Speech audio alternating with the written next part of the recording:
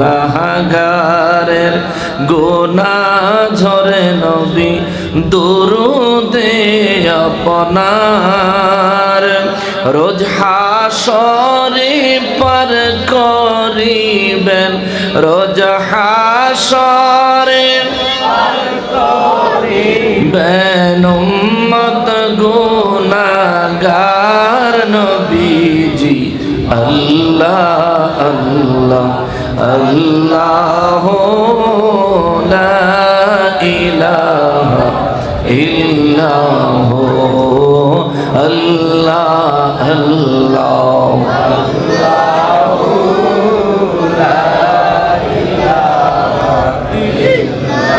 মৌতের তুফান আসবে যখন নবী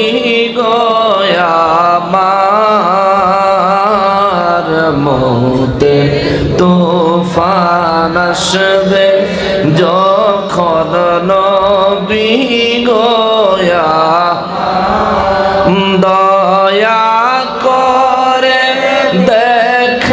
দেখাইয়েন দয়া করে দেখাইয়েন চেহারায়ে আনোয়ার নবীজি আল্লাহ আল্লাহ আল্লাহ লা ইলাহা ইল্লাল্লাহ আল্লাহ আল্লাহ আল্লাহ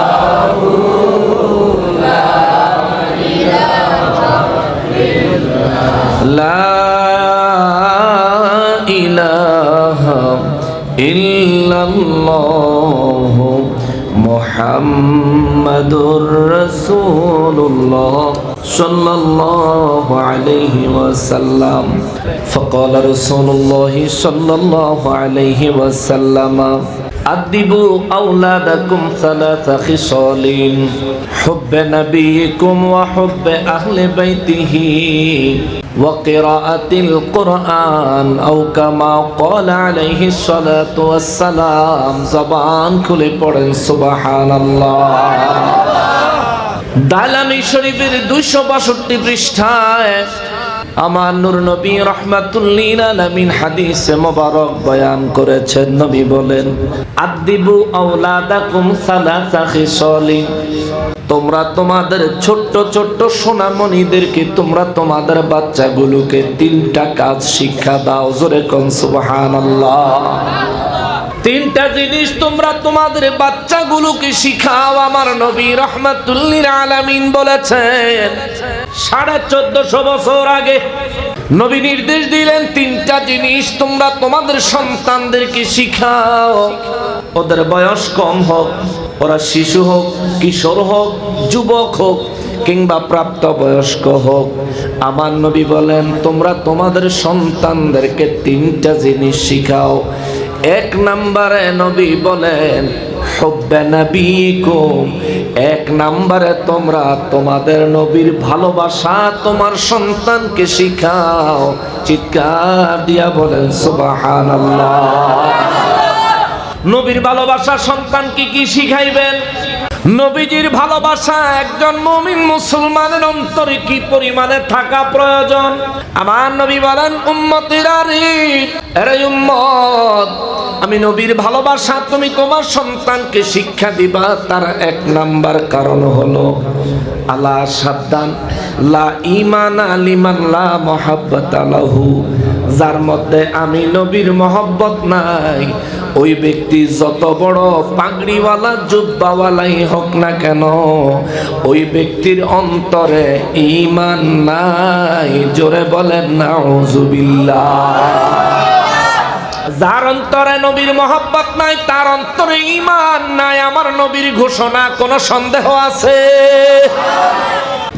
নবীর মহব্বত যার অন্তরে নাই তার অন্তরে ঈমান নাই এই কথাটাকে যদি একটু পিছন থেকে পিছনের কথা আগে আনি আগের কথা পিছনে নেই যার মধ্যে নবীর মহব্বত নাই তার মধ্যে ঈমান নাই তার মানে নবীর মহব্বতের নাম হলো ঈমান জোরে কোন সুবহানাল্লাহ নবীর ভালোবাসা যার মধ্যে নাই তার মধ্যে ঈমান নাই। আমার নবীর ঘোষণা, মুসলমানের আরি আমার পেয়ারা নবীর উম্মতের আরি। নবী আমার রাহমাতুল লিল আলামিন আরো বলেন, মুসলমানের আরি আমার নবী আরো বলেন, উম্মতের আরে শোনো, তোমরা আমি নবীর ভালোবাসা অন্তরে রাখতে না পারলে ঈমানদার হতে পারবা না। এবার জবান খুলে জবাব দেন, আমাদের ঈমান আছে না নাই? এত দুর্বল ঈমান আসেনি? জোরে বলেন ঈমান আসেনি? ঈমানের অপর নাম নবীর ভালোবাসা, হাদিস সাক্ষী। কোন সন্দেহ আছে? বলেন কোন সন্দেহ আছে? কিন্তু এমন এক দেশে বাস করি, পৃথিবীর দ্বিতীয় বৃহত্তম মুসলিম কান্ট্রি। আমাদের এই দেশে মাওলানা সাহেব বহুত আগে বক্তব্য দিছে, নবীজিকে ভালোবাসলে জান্নাত পাওয়া যাবে। কোরআন হাদিসে এমন কোন বর্ণনা নাই।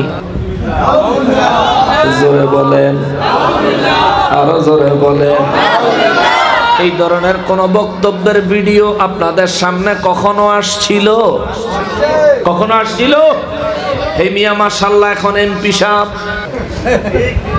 এই মিয়া এখন এমপি সাহেব। আরো বড় পদ আল্লাহ নসিব করুক। ঈমান ধ্বংস করার কুচরিত্র থেকে আল্লাহ হেফাজত করুক। জোরে কোন আমিন। এমপি হয়ে যাক, আরো বড় হয়ে যাক, আমরার কোনো অসুবিধা নাই। খালি আল্লাহর রাস্তায় দিকে হাত জোর করি, মানুষের ঈমান নষ্ট করো না। কারবালার আলোচনা করলে সর্বপ্রথম একটা পক্ষ আপনাকে নিতে হবে, হয়তো 22,000-এর পক্ষ, নয়তো 72-এর পক্ষ। এখন আপনি দল বড় দেখে যদি তাদেরকে ইসলামী মনে করেন, দল ছোট বিদায় অন্যদেরকে ইসলামী মনে করলেন না, আমি বলবো আপনি সঠিক বিচার করেন নাই। মুসলমান ঈমানওয়ালা ঈমানদারদেরকে নবীর মহব্বত দিয়া বিচার করেন নাই। আরে দল বড় হইলেই যদি ইসলামী হইতো, দল বড় হইলেই যদি হিদায়াত প্রাপ্ত হইতো, দল বড় হইলেই যদি মানুষ জান্নাতে যাইতো, তাইলে এজিদ বাহিনীর প্রত্যেকটা লোকই জান্নাতি হইতো। বাবাজিরা রে আমার, নবী রাহমাতুল লিল আলামিন বলেন, তিনটা জিনিস তোমরা তোমাদের সন্তানদেরকে শিক্ষা দিবে। এক নম্বরে আমি নবীর ভালোবাসা। আমার ভালোবাসা যার অন্তরে নাই তার অন্তরে ঈমান নাই। নবী গো, আপনাকে কিভাবে ভালোবাসবো গো নবী? আমার নবী বলেন, আমার ভালোবাসাটা হবে এমন, আমার ভালোবাসাটা হবে এমন, তুমি তোমার পিতামাতার চাইতে, সন্তানের চাইতে, এমনকি তামাম সৃষ্টি জগতে যত মানুষ আছে রে, যে কোনো সম্পর্কের আত্মীয় হোক, যে কোনো ধরনের সম্পর্কের হোক, আমার নবী বলেন সমস্ত মানুষের চাইতে আমি নবীর ভালোবাসাটা হবে শ্রেষ্ঠ, আমি নবীর ভালোবাসাটা হবে বেশি। জোরে বলেন সুবহানাল্লাহ। নবীজি সাহাবায়ে কেরামের সামনে হাদিসে মোবারক যেদিন বর্ণনা করলেন, ওমর রাদিয়াল্লাহু তাআলা আনহুকে আমার নবীজি হাত মোবারকে ধরে জিজ্ঞাসা করে, ওমর, হে ওমর, বলো তুমি আমাকে ভালোবাসোনি? সুবহানাল্লাহ। কত সৌভাগ্য, কত সৌভাগ্য নিয়া আমার হুজুরের পাশে শুয়ে আছেন ওমর রাদিয়াল্লাহু তাআলা। আমার নবীজিকে সালাম দিতে গেলে ওমর রাদিয়াল্লাহু তাআলা আনহুরও সালাম দেওয়া লাগে। নবীজির রওজা মোবারকের বরাবর দাঁড়ায়া আমার নবীজিকে সালাম দিতে হয়। আসসালামু আলাইকা আইয়ুহান নাবিয়্যু ওয়া রাহমাতুল্লাহি ওয়া বারাকাতুহু। আসসালাতু ওয়াসসালামু আলাইকা ইয়া রাসূলুল্লাহ। আসআলুকা শাফাআতা ইয়া রাসূলুল্লাহ সাল্লাল্লাহু আলাইহি ওয়াসাল্লাম। এক কদম ডানে সরে সালাম দেওয়া লাগে, আসসালামু আলাইকা ইয়া আবা বকরিন সিদ্দিক রাদিয়াল্লাহু তাআলা আনকা। আরেক কদম ডাইনে সরে সালাম দিতে হয়, আসসালামু আলাইকা ইয়া উমর আল ফারুক রাদিয়াল্লাহু তাআলা আনকা। আর এই দেশের থেকে নিজের আত্মীয় স্বজন, পরিবার পরিজন, জানা শোনা না জানা, অজানা, পরিচিত পরিচিত যত মানুষ আছে, সমস্ত মানুষগুলি আপনি যখন নবীজির দরবারে যাবেন, আপনার কাছে সালাম পৌঁছাইতে বলেনি? বলে না? আমাদের কাছে অনেক মানুষ বলে, হুজুর, হুজুরের দরবারে আমার সালাম পৌঁছায়েন। কেমনে সালাম পৌঁছাইবেন শিখে নিয়েন। যাওয়ার আগে আমার নবী রাহমাতুল লিল আলামিনের দপ্তরে সর্বপ্রথম আপনার সালামটা দিবেন, আসসালামু আলাইকা আইয়ুহান নাবিয়্যু ওয়া রাহমাতুল্লাহি ওয়া বারাকাতুহু। তারপর আসসালাতু ওয়াসসালামু আলাইকা ইয়া রাসূলুল্লাহ। তারপরে আসআলুকা শাফাআতা ইয়া রাসূলুল্লাহ। অর্থাৎ হুজুর নবী গো, আমি আপনার শাফাআতের ভিখারি গো নবী, আপনার কদম মোবারকে দাঁড়াইছি, হুজুর আমার শাফাআত করিয়েন। হুজুর আমি নাদান উম্মত, আপনার হুকুম মোতাবেক সুন্নতি জিন্দেগি যাপন করতে পারি না পরিপূর্ণ। নবী গো, চাইলে আপনার হুজরা আপনার কদম মোবারকের পাশে চাইলে আইসা দাঁড়াইতে পারি না হুজুর। জীবনে হয়তো একবার নয়তো কয়েকবার, নয়তো বা জীবনের হয়তো এটাই শেষবার হতে পারে হুজুর, আপনার কদম মোবারকে দাঁড়াইছি সালাম দিতে। নবী গো, জীবনে যদি আর নসিব নাও হয় গো নবী, অন্তত আমার জন্য আপনার সুপারিশ ভিক্ষা চাই ইয়া রাসূলুল্লাহ। আসআলুকা শাফাআতা ইয়া রাসূলুল্লাহ। আল্লাহু আকবার।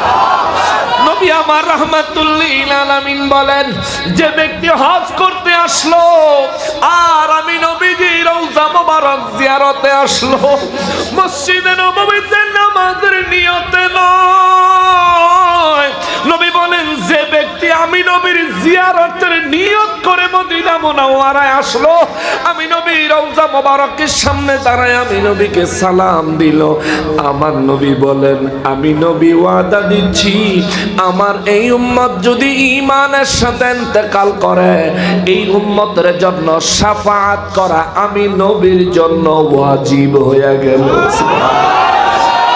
এই জন্য ওখানে দাঁড়ায়া নবীজির নুরানি কদম মোবারক বরাবর দাঁড়ায়া বলি, আসআলুকা শাফাআতা ইয়া রাসূলুল্লাহ।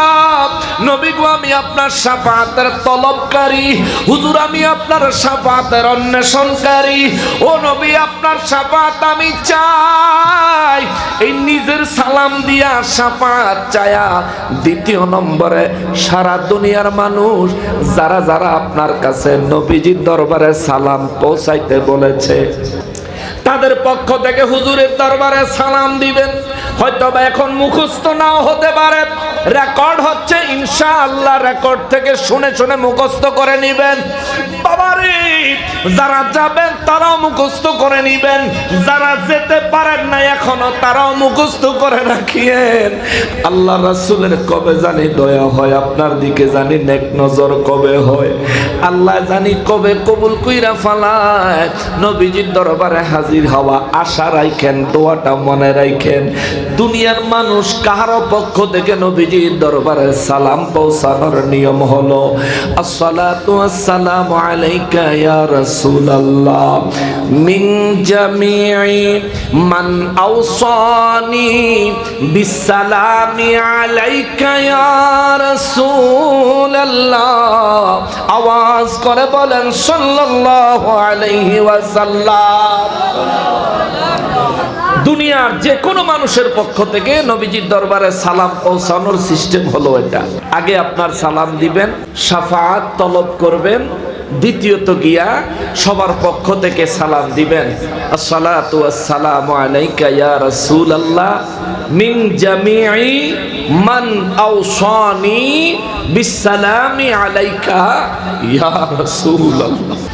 দাঁড়াইতে দেয় না বেশিক্ষণ ওখানে, কিন্তু কয়েক মুহূর্ত সেখানে দাঁড়াইলে মনে হয় হুজুর বোধহয় আমার দিকে তাকায় আছে।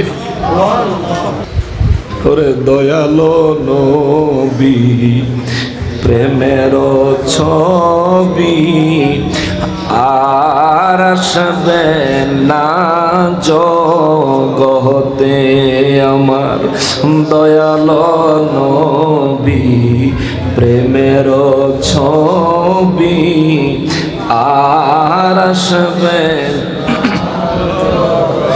নবী উম্মতের কান্ডারি 17 দিশারি শাফাত করিবেন নবী হাসরে নবী উম্মতের কান্ডারি 17 দিশারি শাফাত করিবেন নবী হাসরে নবী হাসর দিনে উম্মত বিনে নবী হাসর দিনে উম্মত বিনে যাবেন না নবীজি বেহেশতে আর আসবে না জগতে আমার দয়াল নবী প্রেমের ছবি আর আসবে জগতে আমার দয়াল নবী প্রেমের ছবি আল্লাহ আমাদের প্রত্যেককে নূর নবীজির জিয়ারত নসিব করে দিয়ে জোরে বলেন আমিন। যারা একবার গেছে কিংবা কয়েকবার গেছে আল্লাহ বারবার আমাদেরকে নসিব করে দিয়ে জোরে বলেন আমিন। যারা জীবনেও যেতে পারে নাই মৌতের আগে অন্তত একবার হলো নসিব করে দিয়ে জোরে বলেন আমিন। মুসলমানেরা রে আমার প্যারা নবীর উম্মতেরা রে নবী বলেন উম্মত দুনিয়ার সমস্ত মানুষের চাইতে আমি নবীর ভালোবাসা বেশি হইতে হবে। ওমর রাদিয়াল্লাহু তাআলা আনহুরে আমার নবী দইরা কয় ওমর তুমি আমারে ভালোবাসনি।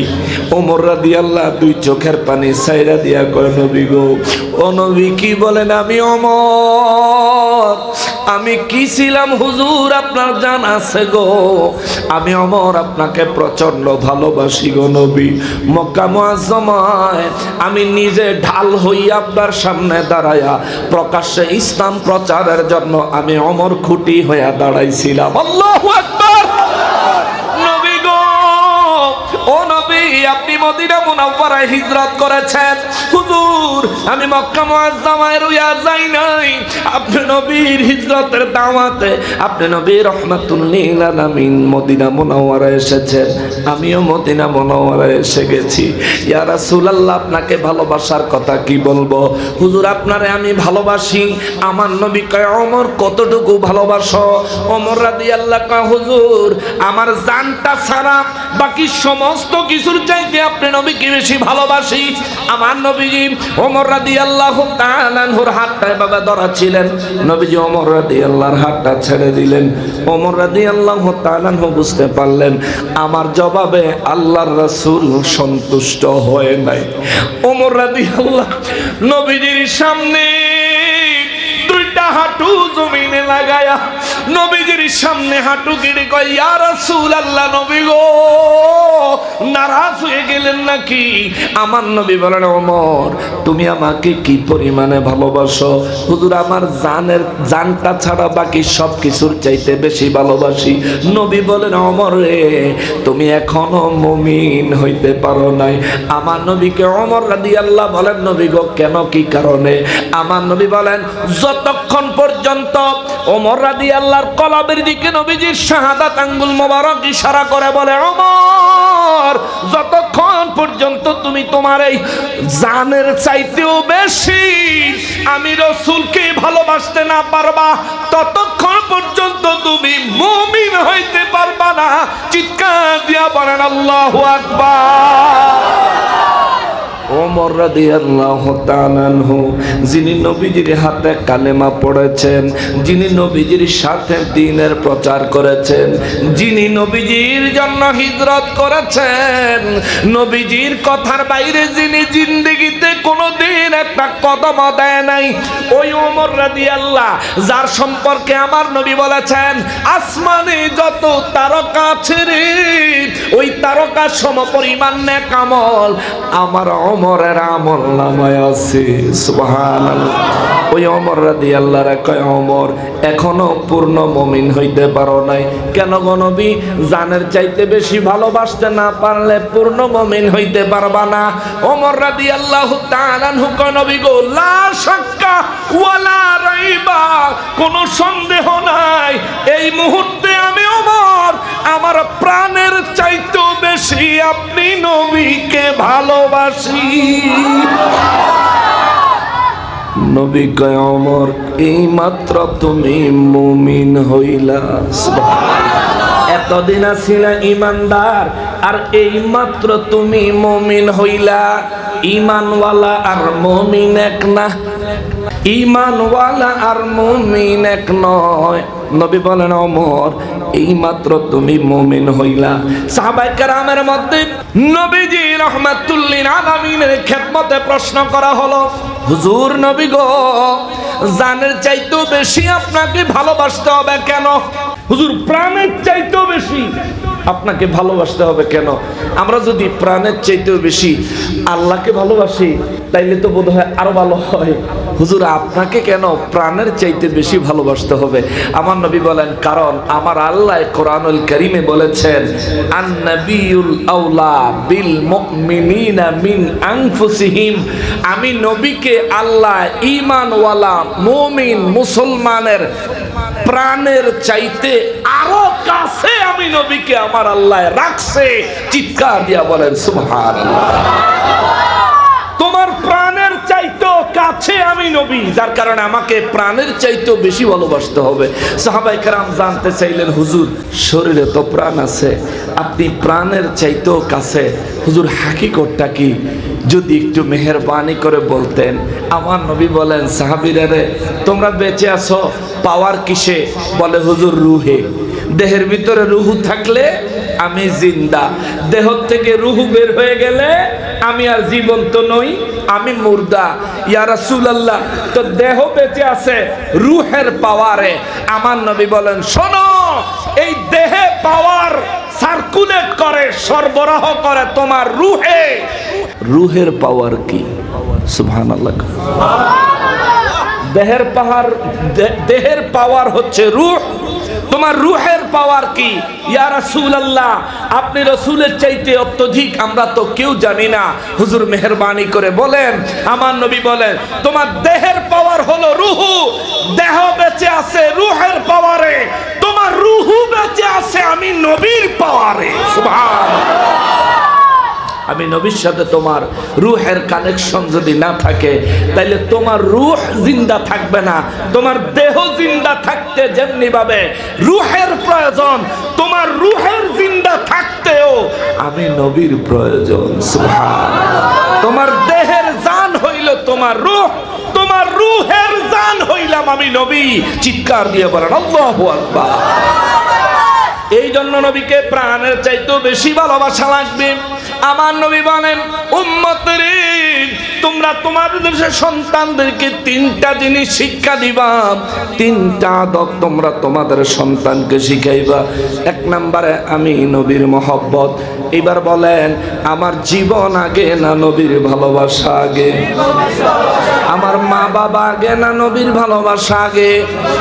আমার সন্তান আদি আগে না নবীর ভালোবাসা আগে? দুর্বল হয়ে গেছে। নবীজির ভালোবাসার সামনে আল্লাহ রাব্বুল ইজ্জাতের নির্দেশ হলো, কুল কায়নাতের সমস্ত কিছু নবীর ভালোবাসার কাছে তুচ্ছ। কারণ কি জানোনি? নবীর প্রেম, নবীর ভালোবাসা আমি আল্লাহ ধারণ করি। সুবহানাল্লাহ। নবীর প্রেমের জন্যই সব বানাইছি।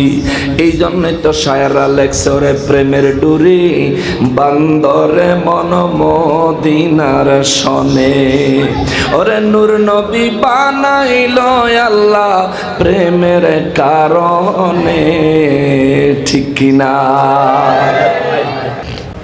দ্বিতীয় নম্বরে আমার নবী বলেন ওয়াহুব্বে আহলে বাইতিহি, দুই নম্বরে তুমি তোমার সন্তানকে আমার আহলে বাইতের ভালোবাসা শিখাও। আল্লাহু আকবার। নীরবে পিন ড্রপ সাইলেন্ট মোডে বসেন। নবী রাহমাতুল লিল আলামিন হাদিসে মোবারকের মধ্যে বলেন, দুই নাম্বার তুমি তোমার সন্তানকে আমি নবীর আহলে বাইতের ভালোবাসা শিখাও। ইয়া রাসূলুল্লাহ, কেন গো কেন? আহলে বাইতকে ভালোবাসতে হবে কেন? আমার নবী বলেন, যে ব্যক্তি আমাকে ভালোবাসতে চায় সে যেন আমার আহলে বাইতকে ভালোবাসে। কারণ কি গো নবীজি? আমার নবী বলেন, প্রথম কারণ হলো হুসাইনুম মিন্নি ওয়া আনা মিন হুসাইন, হুসাইন আমি নবীর থেকে আর আমি নবী হুসাইন থেকে। তোমরার মধ্যে যে ব্যক্তি আমার হুসাইনকে ভালোবাসবে ওই ব্যক্তি যেন আমাকেই ভালোবাসলো, আর যে ব্যক্তি আমি নবীকে ভালোবাসলো আমার নবী বলেন, আমি নবী গ্যারান্টি দিচ্ছি আমার ওই উম্মত যেখানেই থাক না কেন, ধনী হোক গরিব হোক যেমনই হোক না কেন, সুন্দর হোক আর কুৎসিত হোক যেমনই হোক না কেন, এরা স্বাধীন হোক বা আজাদ হোক কিংবা গোলাম হোক, আমার নবী বলেন যে ব্যক্তি হোসাইনকে ভালোবাসলো সে যেন আমি নবীকেই ভালোবাসলো, যে আমি নবীকে ভালোবাসলো ওই ব্যক্তিকে আমার আল্লাহ ভালোবাসবে, আমি নবী গ্যারান্টি দিলাম। চিৎকার দিয়া বলেন আল্লাহু আকবার। এই জন্য আপনারা একটা পারফেক্ট জবাব দিছেন। হুজুর 61 হিজরিতে যদি আমাদের সৌভাগ্য হতো, আল্লাহ যদি আমাদেরকে দুনিয়ায় পাঠাইতো, নিশ্চিত আমরা কারবালার ময়দানে গিয়ে শহীদ হয়ে যাইতাম, আহলে বাইত রাসূলদের আগে আগে শহীদ হয়ে যাইতাম। আরে জান থাকতে ইমাম হুসাইন রাদিয়াল্লাহু তাআলা আনহুর কাছে নিয়ে মিনতি করে বলতাম, হুজুর ও আমার নবীর কলিজার টুকরা আহলে বাইত রাসূল, ও জান্নাতের যুবকদের সরদার, আমি নাদান, আমি গুনাহগার, আপনি আমার আগে অন্তত যুদ্ধের ময়দানে যায়েন না, আগে আমারে পাঠান। যতক্ষণ জিন্দা আছি ওই বেঈমান মুসলমান নামী মুসলমান রূপী পাগড়ি টুপি পাঞ্জাবিওয়ালা মুনাফিক গুলার বিরুদ্ধে লড়বো। আগে আমার প্রাণ যাবে, পরে আপনি যা করার করবেন, এটাই আমরা বলতাম ইনশাআল্লাহ। রব্বুল আলামিন আমাদেরকে ওই নসিব দেয় নাই। আজ প্রায় 1400 বছর পরেও কারবালার কথা মনে করে করে হৃদয় ভেঙে চোখের পানি ছেড়ে অন্তরে কষ্ট অনুভব করে চোখের কোনায় মাছির মাথার সমপরিমাণ পানি এনে আহলে বাইত রাসূলের মহব্বত আমরা প্রকাশ করি। ও রব্বুল আলামিন, আপনি মেহেরবানি করে কবুল করে নেন। জোরে বলেন আমিন। আল্লাহ গো, আহলে বাইতের মহব্বত আপনি কবুল করে নেন। ও আল্লাহ, আহলে বাইতের মহব্বত আমার নবীজির মহব্বত হয়, এইভাবে আমাদের মহব্বত গুলি কবুল করে নেন। ও আল্লাহ, নবী বলেছেন আহলে বাইতের মহব্বতকারীরা যেন আমি নবীকে মহব্বত করলো, আমি নবীকে মহব্বতকারীরা আল্লাহর মহব্বতের পাত্র হয়ে গেল। আল্লাহ, এই গোয়ালা বাজার কাঁচা বাজারে যতগুলো মানুষ একত্রিত হয়েছি, অনলাইনে মিডিয়াতে এই মাহফিলটা যারা দেখবে, আল্লাহ যতগুলো মানুষ আহলে বাইতের মহব্বতে অন্তর থেকে দুঃখ প্রকাশ করবে, প্রত্যেকটা মানুষকে আপনার ভালোবাসার পাত্র হিসাবে কবুল করেন। জোরে বলেন আমিন। মনে মনে ভাবতে পারেন, হুজুর আল্লাহর ভালোবাসার পাত্র যদি আমরা হই, তাইলে আল্লাহর ভালোবাসার পাত্র হইলে ফায়দা কি হবে, লাভ কি হবে? যদি আল্লাহর ভালোবাসার পাত্র হই, লাভ আছে রে বাবা, লাভ আছে। রব্বুল ইজ্জত হাদিসে কুদসি মুবারকের মধ্যে বলেন, যে ব্যক্তি আমি আল্লাহর ভালোবাসার পাত্র হয় ওই ব্যক্তির কানটার নিজের কান থাকে না, কুনতু সামাউল্লাযী ইয়াসমাউ বিহি, ওই ব্যক্তির যেই কান দিয়া শোনে, ওই ব্যক্তির কান আমি আল্লাহর কান হয়ে যায়। ওই ব্যক্তি যা শোনে আমি আল্লাহ সরাসরি তা শুনতে পাই। জোরে বলেন সুবহানাল্লাহ। যদি আল্লাহর ভালোবাসার পাত্র হতে পারেন, আপনার কান হবে কার কান? জোরে বলেন কার? জোরে বলেন না কার? এই জন্য আল্লাহর ওলিদেরকে কেউ যদি মন্দ কথা বলে, যে যেখান থেকেই বলুক, আল্লাহর ওলিরা আল্লাহর দেওয়া ক্ষমতায় তা শুনতে পায়। সুবহানাল্লাহ। কারণ সব জায়গায় আল্লাহ শোনেনি। কথা বলেন না কেন? সব জায়গায় সব বিষয় আল্লাহ তাআলা শোনে কিনা? আজকে এখানে শুনতেছেন, আমেরিকায় বুঝি শোনে না, ইরানে বুঝি শোনে না, না গোলা বারুদের আওয়াজে শোনে না? নাউযুবিল্লাহি মিন যালিক। এমন নয়, রব্বুল ইজ্জাত সব জায়গায় সমানভাবে শুনতে পায়। কোনো সমস্যা হয়? সন্দেহ আছে? সন্দেহ আছে? তাহলে আল্লাহর মহব্বতওয়ালা আল্লাহর ওলির কান যদি আল্লাহর কান হয়, কুনতু সামাউল্লাযী ইয়াসমাউ বিহি, শাহজালাল বাবার কান যদি আল্লাহর কান হয়, তাইলে রব্বুল ইজ্জাত তামাম সৃষ্টি জগতের প্রত্যেকটা জায়গায় সমানভাবে সবকিছু শোনে। তাহলে শাহজালাল বাবা সব জায়গার সবকিছু শুনতে পাইতেন। এই ক্ষমতা শাহজালাল বাবারে দিছে কে? আজকে শাহজালাল বাবার নাম লইয়া ষড়যন্ত্র চক্রান্ত আসেনি, চলতাছেনি। হাত দিস না মামু, জইল্লা যাবিগা। ঠিক কিনা বলে? শাহজালাল বাবার নামে হাত দিও না, বরবাদ হয়ে যাইবা। দাফন করার জন্য হাত দিও পাওয়া যাবে না। আল্লাহ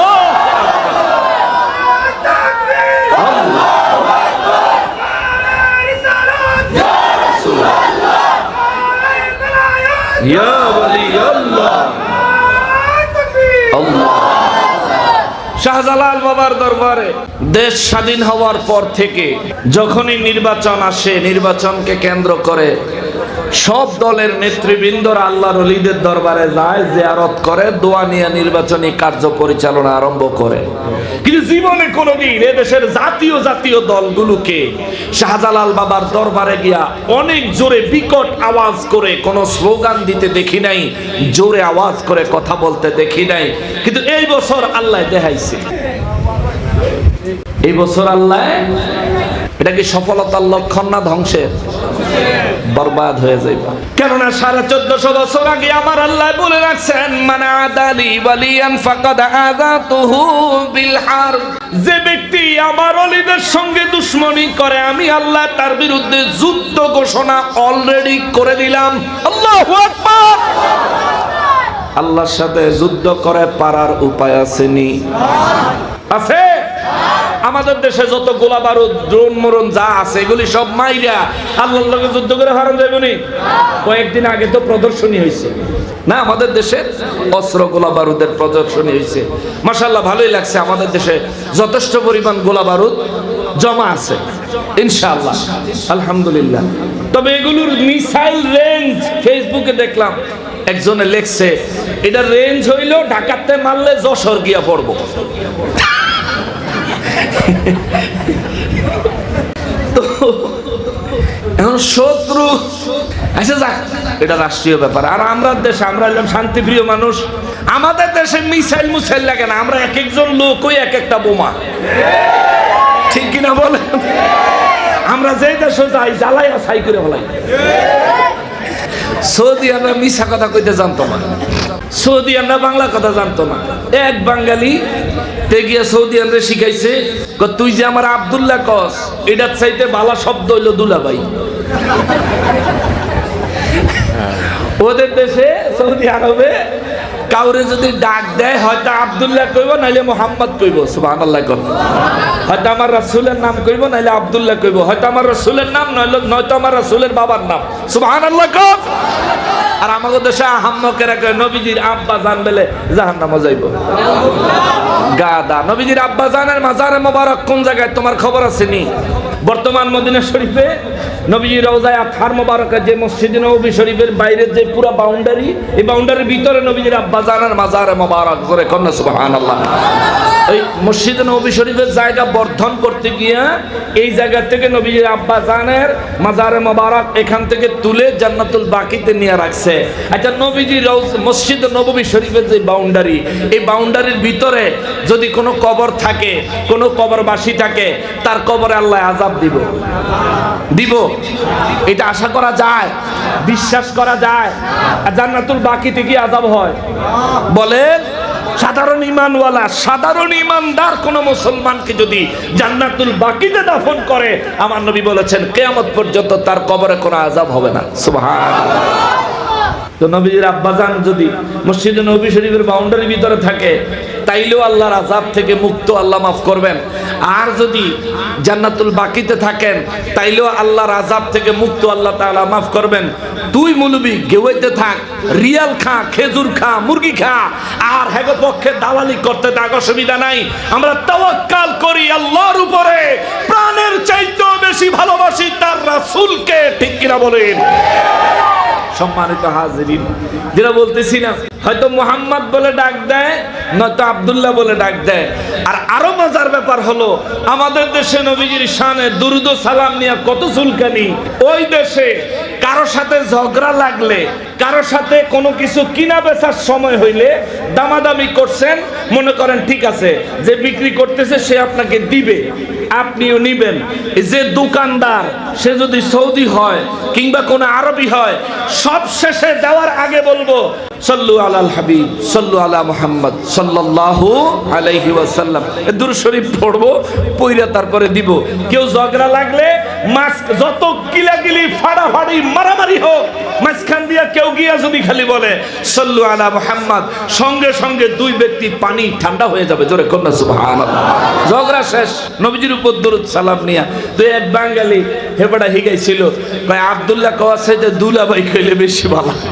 কয় দুলাভাই, এটা আবার কিরকম শব্দ? এটা বাংলাদেশি শব্দ, এটা আমাদের দেশের বাংলা ভাষা।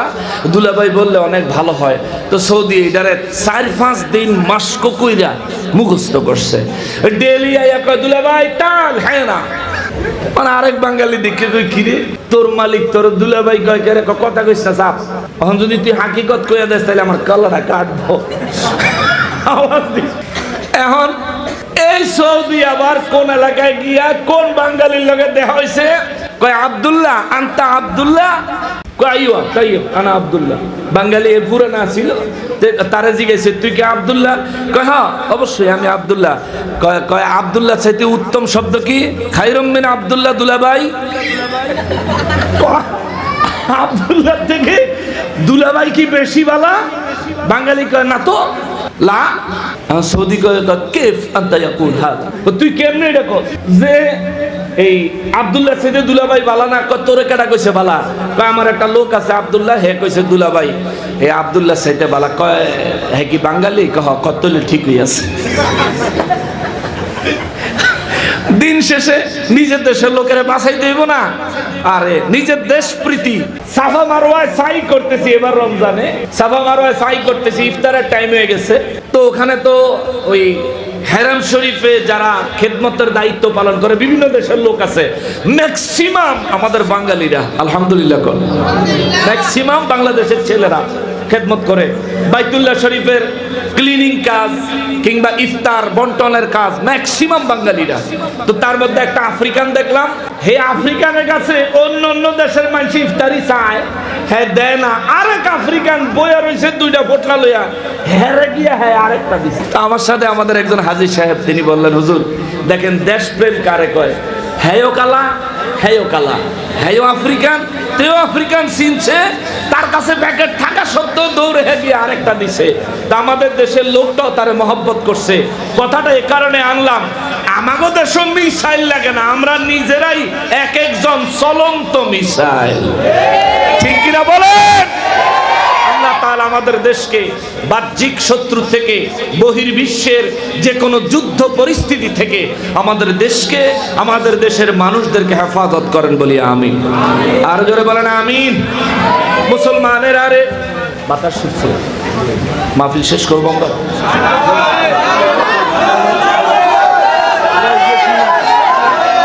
আচ্ছা আচ্ছা আচ্ছা, উপরে বেলে টিন আছে, তাহলে নিচে তো পানি পড়তো না। আল্লাহ তুফানে আল্লাহ যা করে করে লাগবে, আল্লাহর যা ইচ্ছা করুক, আমরা দিনের খেদমতে মত্ত থাকি, কারণ আমরা আছি এই মুহূর্তে কারবালার ময়দানে, ঠিক কিনা বলেন? কারণ প্রথমেই আপনাদের কাছ থেকে জিজ্ঞেস করে নিছি, যদি 61 হিজরিতে আপনারা কুফা নগরীর আশেপাশে থাকতেন তাহলে যুদ্ধে যাইতেন কিনা? সবাই হাত তুলে স্বীকৃতি দিয়েছেন যুদ্ধে যাইতেন। এখন যদি তুফান দেখা ভাগেন তাইলে বুঝবো যে না, হুজুরে খুশি করতে কইছেন যুদ্ধে থাকলে নইলে। আর মিয়া জান যাক প্রাণ যাক, যুদ্ধের ময়দানে গেলে সেদিন প্রাণ যাইতো নিশ্চিত।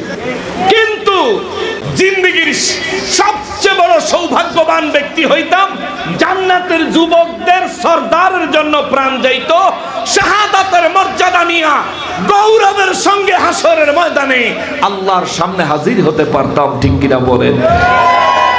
বাবা জিরারে আমার, এ মুসলমানের, আমি বলতেছিলাম শোনেন, রব্বুল ইজ্জাত বলেন কুনতু সামাউল্লাযী আসমাউ বিহি, যখনই আমি আল্লাহ কোনো ব্যক্তিকে ভালোবাসি, যখনই কেউ আমার ভালোবাসার পাত্র হয়ে যায়, আমার রব্বুল ইজ্জাত বলেন তখনই ওই ব্যক্তির কান আমি আল্লাহর কান হয়ে যায়।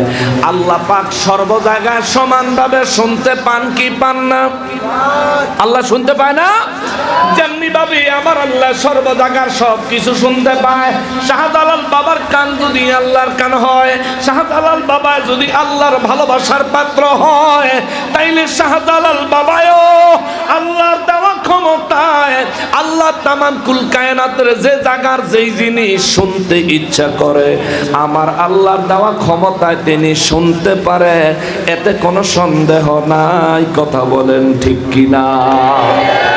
ওই শাহজালাল বাবার নামে হাত দিও না, ওই শাহজালাল বাবার নামে হাত দিও না। এই বাংলাদেশে ইসলামের পতাকা উড়ে শাহজালাল বাবার নামে, কথা বলেন ঠিক কিনা?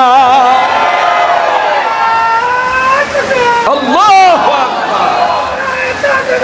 আল্লাহু আকবার, ধৈর্য রাখুন।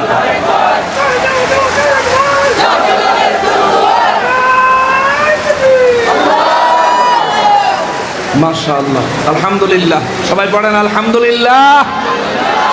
আল্লাহ রহমত দিছে, নেয়ামত দিছে, তার জন্য কিছুক্ষণ আল্লাহ পাকের জিকির করি। সবাই বলেন আল্লাহ আল্লাহ আল্লাহ আল্লাহ আল্লাহ আল্লাহ আল্লাহ আল্লাহ আল্লাহ আল্লাহ আল্লাহ আল্লাহ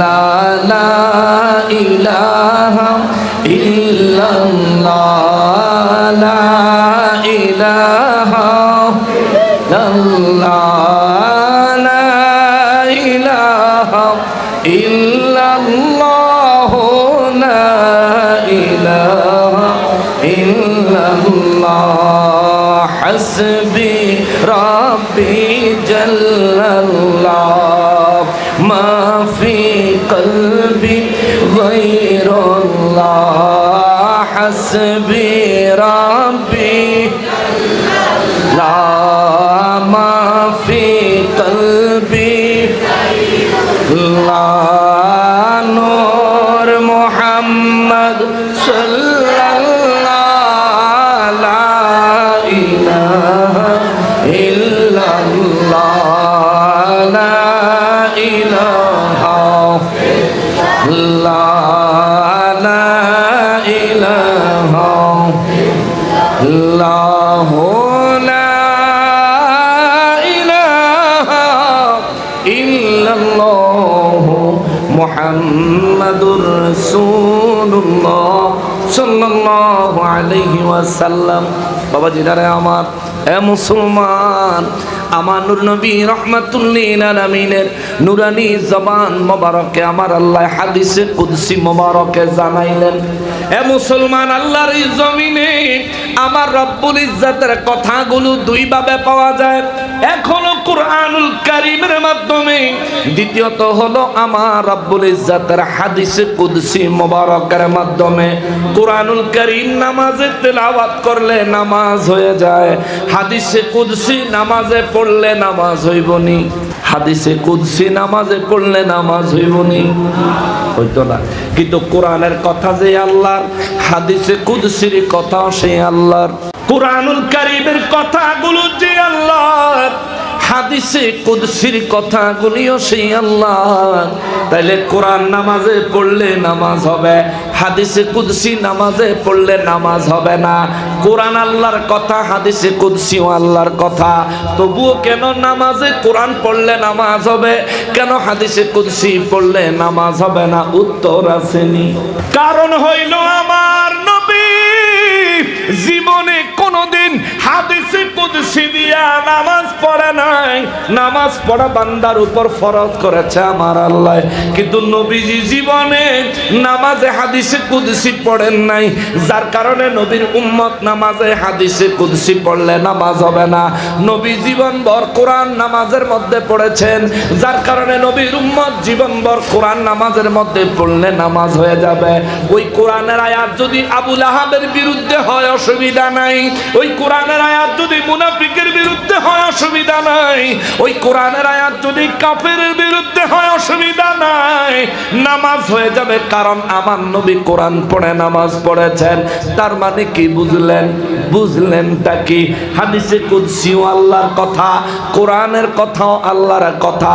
কোরআন দিয়া নামাজ পড়লে নামাজ হবে, কারণ হলো আমার নবী কোরআন দিয়ে নামাজ পড়েছেন। হাদিসে কুদসি দিয়া নামাজ পড়লে নামাজ হবে না, কারণ আমার নবীজি হাদিসে কুদসি দিয়া নামাজ পড়েন নাই।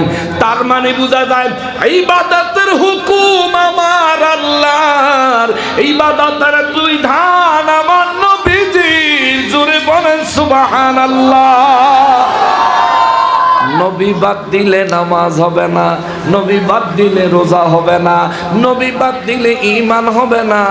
কিছু আহাম্মক বুঝতে পারে না, কথা বলেন ঠিক কিনা? কারা বুঝে না? ওই কারবালার ময়দানে, হায় হায় হায়, ওই কারবালার ময়দানে ইমাম হোসেন রাদিয়াল্লাহু তাআলা আনহুর মাথা মোবারক শরীর মোবারক থেকে আলাদা করে শরীর মোবারকের উপরে 30,000 ঘোড়া চালায় দিল। শরীরের হাড় থেকে মাংস মোবারক গুলো ঘোড়ার খুরের আঘাতে আলাদা হয়ে গেল। ইন্তেকাল করার পরেও, শাহাদাত বরণ করার পরেও ছেড়ে দেয় নাই বাতিলের দল। দেখতে মুসলমান, তাদের মধ্যে হাজার হাজার হাফেজে কোরআন ছিল, তাদের মধ্যে হাজার হাজার মুফতি ছিল, তাদের মধ্যে হাজার হাজার মুহাদ্দিস ছিল, তাদের প্রায় প্রত্যেকের মাথায় পাগড়ি ছিল, প্রত্যেকের গায়ে জুব্বা ছিল, প্রত্যেকের মুখে দাড়ি ছিল রে দাড়ি। তবুও এই মানুষগুলোর অন্তরে আহলে বাইতের জন্য মহব্বত আসে নাই। এ মুসলমান রে, আরে গোয়ালা বাজারের মুসলমান, আজ আমি আপনাদেরকে নবীজির ওই নির্দেশের 3টা নির্দেশের হাদিসে মোবারক শোনাইলাম। আদিবু আওলাদাকুম সালাসা খিসালিন, হুব্বে নবীকুম ওয়া হুব্বে আহলে বাইতিহি ওয়া কিরাআতিল কুরআন। এই যে হাদিসে মোবারক, তৎকালীন যুগে ইয়াজিদ বাহিনী কি জানতো না? কথা বলেন না কেন? ইয়াজিদ বাহিনী জানতো নি, ঠাড়া মারছে, ডরাইতেছেন। মিকাইল ফেরেশতার কাম মিকাইল ফেরেশতাই করুক। বৃষ্টির দায়িত্বে মিকাইল ফেরেশতা, জোরে কন্যা সুবহানাল্লাহ। দেখছেন ঠাড়া মারছে। আরো একটা কথা আল্লাহ আমাদেরকে জানাইলো, আল্লাহ পাকের কুদরত দিয়া, বৃষ্টির দায়িত্বে মিকাইল ফেরেশতায় আছে। মিকাইল ফেরেশতার আল্লাহ যা হুকুম করছেন, মিকাইল ফেরেশতায় তাই করতেছেন। আমাদের কোনো অসুবিধা আছে? ঠাড়া মারলে কি ভয় পান? কিছুটা ভয় লাগে, ধারাম করে শব্দ হইলে কিছুটা ভয় লাগে, কিন্তু তার চাইতেও বেশি ভয় থাকতে হবে কার? জোরে বলেন কার? আসেনি ভয়? আছে? আছে তো? নিঃসন্দেহে আপনাদের সঙ্গে আমিও সাক্ষী দিছি, হ্যাঁ আপনাদের অন্তরে আল্লাহর ভয় আছে। আলহামদুলিল্লাহ বলেন। আমি সাক্ষী দিলাম, হ্যাঁ আপনাদের অন্তরে আল্লাহর ভয় আছে। হুজুর কিভাবে আপনি আমাদেরকে এত বড় সাক্ষ্য হইলেন? কিভাবে সাক্ষ্য হইলাম? এই যে বৃষ্টি নামছে কিংবা অনেক রাত হয়ে গেছে, এখানে তো ম্যাক্সিমামই আশেপাশের ব্যবসায়ী ভাইয়েরা না, সারাদিন পরিশ্রম করার পরেও আপনারা এই পরিশ্রমের ফাঁকে ফাঁকে এত বড় আয়োজন করছেন। জেনারেটর আছে তো না? জেনারেটর আছে তো?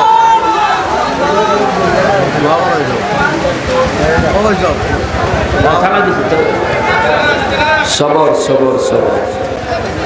আলহামদুলিল্লাহ জেনারেটর চলে গেছে, জেনারেটর এসে গেছে। আমাদেরকে বেশি অসুবিধা হয়ে যাব? অবশ্য আমরা দীর্ঘক্ষণ আর চালাবো না, অল্প কিছুক্ষণের মধ্যেই শেষ করব। তবে কথাটা বলি, এত কষ্ট করে আপনারা আয়োজন করার পরে এই বৃষ্টি বাদলের মধ্যেও মাহফিল অবস্থান করেছেন, এটা নিঃসন্দেহে অন্তর থেকে আল্লাহ পাকের প্রতি তাকওয়া প্রদর্শন, নবীজির প্রতি মহাব্বত প্রদর্শন আল্লাহ কবুল করেন। জোরে পড়েন আমিন। কিন্তু এরপরে আল্লাহ পাকের ভয় সম্পর্কে যদি আমরা বলি, তাইলে এই মাহফিল থেকে বের হইলে আল্লাহর ভয় অন্তরে থাকা দরকার আছে নি? ভালো মাল দেখাইয়া খারাপ মাল কাস্টমাররে দিবেন? দিয়েন না। কাস্টমাররা দেখাইলেন ওজনে সমান সমান, কিন্তু আরেক দোকানে গিয়া মাপলে 250 গ্রাম নাই। আসেনি এমন ভদ্র ব্যবসায়ী? এই যে আপনি টাকা ইনভেস্ট করলেন, জীবনের হায়াতের সময় খরচ করলেন, কি কারণে? হারাম কামাইতে। আপনি একটা বোকা মিয়া, আসলে আপনি একটা বোকা। এই যে হারাম কামাইয়া নিজে তো ভালো কাপড়ও পরেন না ঠিক মতো, সারাদিন দোকানে থাকেন, ব্যবসা করেন, ঠিক মতো ভালো কাপড় পরেন না, নিজে ঠিক মতো আরাম করেন না। এই হারাম কামাই করে নিয়ে যাদেরকে খাওয়াইলেন, জিজ্ঞাসা করেন বলে আমি তো সারা জীবন ব্যবসা করলাম, একদিনের মাফে কমের গুনাহটা তোমরা ভাগ করে লয়ে যাওগা। ফোলা ফাইন রে, ছেলে মেয়ে বাচ্চাদেরকে বসাইয়া, বিবিরে বসাইয়া বলবেন একদিনের গুনাহটা তোমরা নেওগা, বাকি যেডি আছে হেডি আমি আল্লাহর কাছে মাপ টাপ চাইয়ালো মনে। বিবি নিবনি? সন্তানেরা নিব? কিংবা আপনার মা বাবা যদি বেঁচে থাকে, সন্তানের জন্য মা বাবা তো নিজেকে কুরবান করে দিতে প্রস্তুত। আপনি আপনার বাবাকে কিংবা মাকে গিয়া বললেন যে সারা জীবন তো কিছু টুকটাক এদিক এদিক করছি, একদিনের গুনাহটা তোমরা নেওগা, বাকিটা আমি আল্লাহর কাছে তওবা করে মাপ চাইয়া লমু। আপনার আম্মায় আব্বায় রাজি হইব?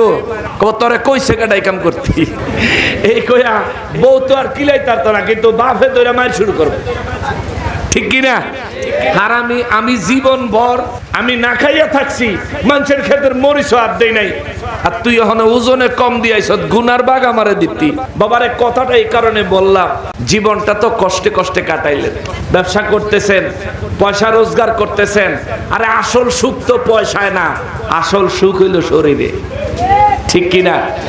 বাজারে দেখবেন এমন অনেক দোকানদার আছে গরমের কারণে গায়ে শুধু সেন্টু গেঞ্জিটা ফিন্দা সারাদিন দোকানদারি করে, মানে গরমের জন্য ফ্যান চলে তবুও কুলায় না।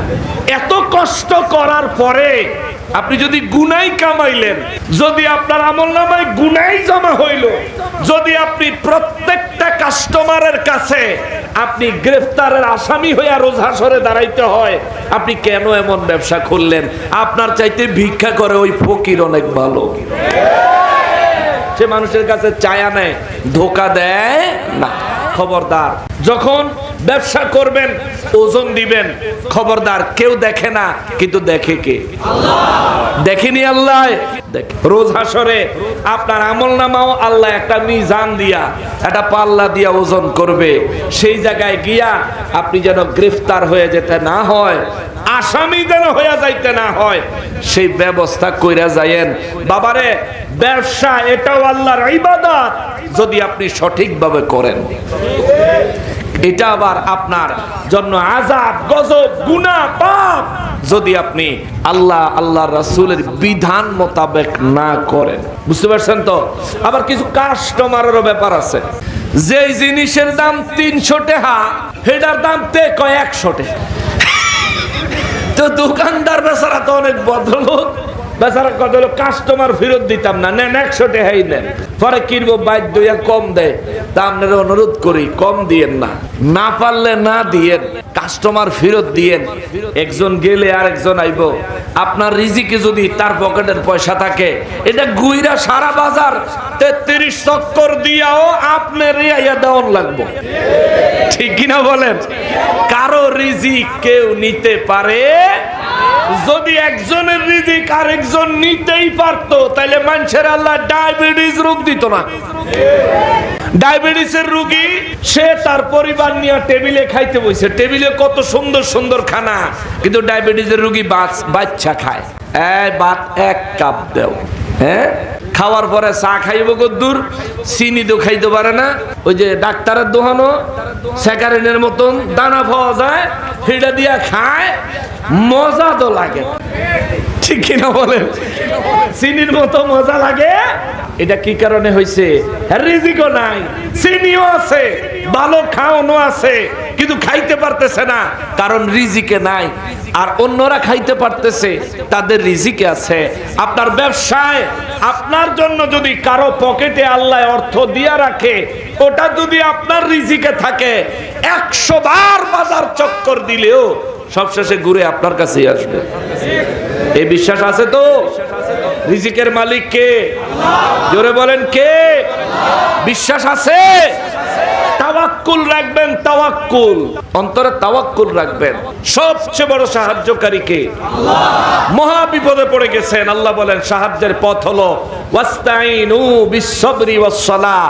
1 নম্বরে তুমি ধৈর্য ধারণ করবে, 2 নম্বরে নামাজ ইবাদতের মাধ্যমে আমি আল্লাহর কাছে সাহায্য চাইবে। জোরে কন্যা সুবহানাল্লাহ। 1 নাম্বার কাজ কি? ধৈর্য ধরবেন। 1 নাম্বার কাজ ধৈর্য। অর্থাৎ আপনি বিপদে পড়ছেন, হতাশ হবেন না, আল্লাহর কাছে আত্মসমর্পণ করবেন। কারেন্ট আসছে, বৃষ্টির কারণে